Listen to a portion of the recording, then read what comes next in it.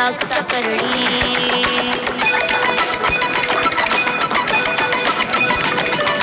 शेर पुजरड़ी भम्मर डानी भम्म चकरड़ी घूमे चक्कर चरल चरल चाक चकरड़ी અમે ધૂળ લટે પારવશું પાટીમાં મન ભરવશું સામે આવે જે કોઈ हमारे सामने है और जम स्कूल के सभी शिक्षकगण काफी देर से हमारा मैनेजमेंट आप सबका बहुत इंतजार दिल से कर रहा था, तो आप आए वो इंतजार जो अपनी नटखट बातों से हमें प्रेरणा देंगे। सिद्धार्थ यादव जो डॉक्टर की भूमिका निभा रहे हैं, मैं ऐसे निवेदन से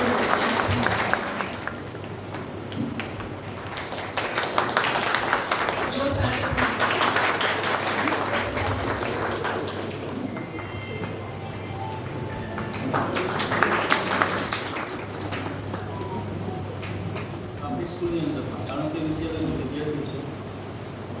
ચાણક્ય વિદ્યાલયનો વિદ્યાર્થી છે અને ધોરણ કેજી થી લઈ અને 12 ધોરણ સુધી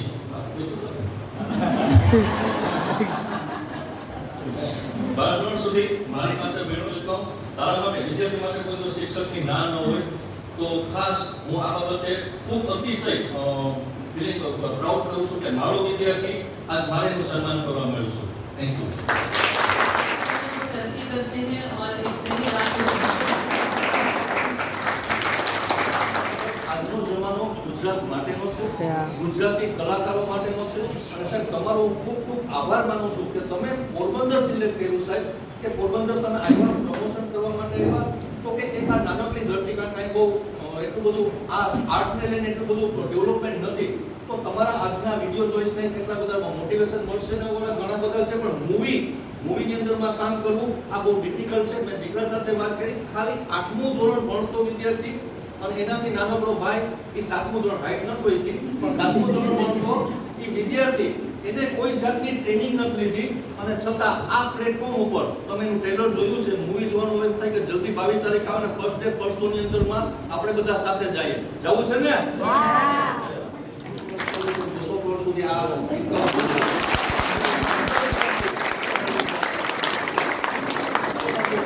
શુભેચ્છા. ઓકે, ગુજરાતના મૂવી તમે ગુજરાતને પાગળ કરી રહ્યા છો, ગુજરાતી લેંગ્વેજ એક સમય હતો ગુજરાતી મૂવી કોઈ જોવા ન જતું, આજના ટોકીસ હવે ફૂલ થઈ રહ્યા છે, તો તમારા બધાને મહેનત છે, આ મહેનત પાછળનું અત્યારે ફળ મળી રહ્યું છે, તો થેન્ક યુ. પહેલા તો મેમ માટે જોરદાર તારીફ કરી જોઈએ. સરસ મજાનું કીધું એટલે અમારે કહેવા જેવું પહેલું એટલું સરસ રીતે તમે ડેફિનેશન આપ્યું. Thank you so much. બધા જોઈએ છે કે બચપનની અંદર જે આપણું લાઈફ હતી, બચપનમાં આપણે કેવી રીતે રહેતા, શું છે આપણું ગામડું, શું છે ગામડાનું કલ્ચર, શું છે ગામડાની મહેક, ગામડાની ખુશ્બુ શું છે, એ બધું મેં દર્શાવવાની આની અંદર કોશિશ કરી છે. અને હવે લોકો તો જો કે આ જેનજી બધા છે એ લોકો મધર ફાધર સાથે હવે જવા મળ્યા છે, ફિલ્મ જોવા એવું લાગે છે. વચ્ચે તમે જ હતા પણ કદાચ થોડો ઘણો ઓછું હવે ખાસ છોકરાઓને લઈને તમે જશો એટલે તમે એમને બતાવી શકશો કે આ મારું બાળપણ હતું. તમારા હિતાર્થ અને જશને લઈને આ ફિલ્મ કરી છે અને ખાસ એ વાત કહેવાની છે બંનેની પહેલી ફિલ્મ છે, કેમેરાનો સામનો પહેલી વખત કર્યો છે. જે કામ કરવાની રીત છે, જે મહેનત હતી એ તમને દેખાડીએ છે.